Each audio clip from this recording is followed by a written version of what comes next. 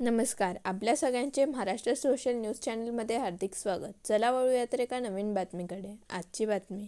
धुळे तालुक्यातील सरवड गावात गेल्या काही दिवसांपासून जाती अत्याचाराच्या घटना घडत असून या घटना घडल्यानंतर पोलीस प्रशासनाकडून केवळ गुन्हे दाखल करण्याची प्रक्रिया पार पाडण्यात आली आहे.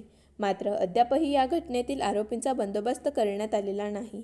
दिनांक 5 डिसेंबर रोजी बदनामीच्या आरोपावरून दिव्यांग गौतम गवळे यास जाते शिवीगाळ करून अमानुष मारहाण करण्यात आली आणि तसेच जीवे मारण्याची धमकी देण्यात आल्याचा आरोप करण्यात आला आहे. सर्वांना जय भीम, दोस्ती जिंदाबाद. मी हर्ष विजय मोरे, सत्यशोधक विद्यार्थी संघटनेचा जिल्हा सचिव. सरवड गावामध्ये गौतम गवळे नावाच्या एका तरुणावर, जो तरुण डोळ्याने आंधळा आहे, त्या तरुणाला फक्त संशयावरून, बदनामीच्या संशयावरून मारहाण करण्यात आली.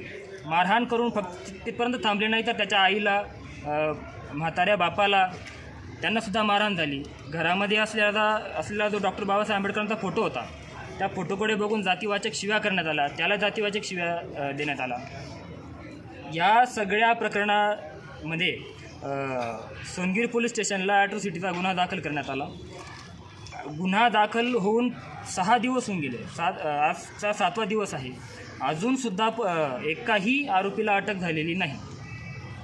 आरोपी जेवढे पण आहेत तेवढेही गावामध्ये मोकाट फिरत आहेत, तरीसुद्धा पोलीस कुठलीही ॲक्शन घ्यायला तयार नाही. सत्यशोधक विद्यार्थी संघटनेचं जे शिष्टमंडळ आहे ते काल सोनगीरच्या पोलीस स्टेशनला जाऊन त्यांनी भेट दिली.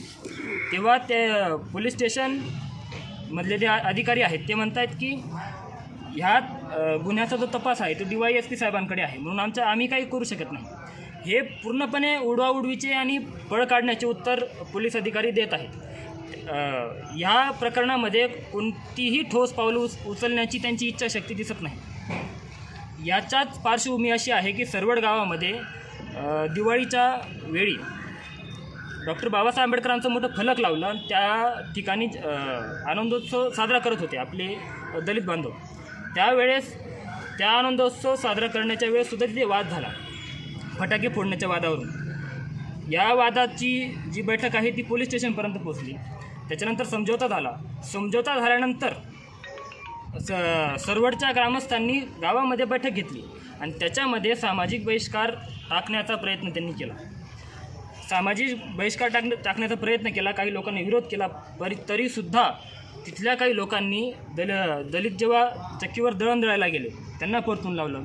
दूध घ्यायला गेले तेव्हा परतून लावलं. शेतामध्ये जेव्हा शेतमजूर आपल्या कामासाठी गेले त्यांनासुद्धा जातीय शिवीगाळ करून परतून लावलं. अशा सगळ्या घटना सरवड गावामध्ये घडत आहेत. या सगळ्या घटनांचं गांभीर्य ओळखून सत्यशोधक विद्यार्थी संघटना, सत्यशोधक जनआंदोलनाच्या वतीने आज जिल्हाधिकारी कार्यालयाजवळ आम्ही जिल्हाधिकाऱ्यांना एक निवेदन देत आहोत की याच्या संदर्भामध्ये ठोस पावलं उचलली गेली पाहिजे, आरोपींना अटक झाली पाहिजे आणि जो पीडित आहे त्याला लवकरात लवकर न्याय मिळाला पाहिजे. ही आमची सत्यशोधक विद्यार्थी संघटना आणि जनआंदोलनाच्या वतीने मागणी आहे. बातमी आवडल्यास चॅनलला लाईक व सबस्क्राईब करा व दररोज अशा नवनवीन बातम्या पाहण्यासाठी चॅनलला फॉलो करा. धन्यवाद.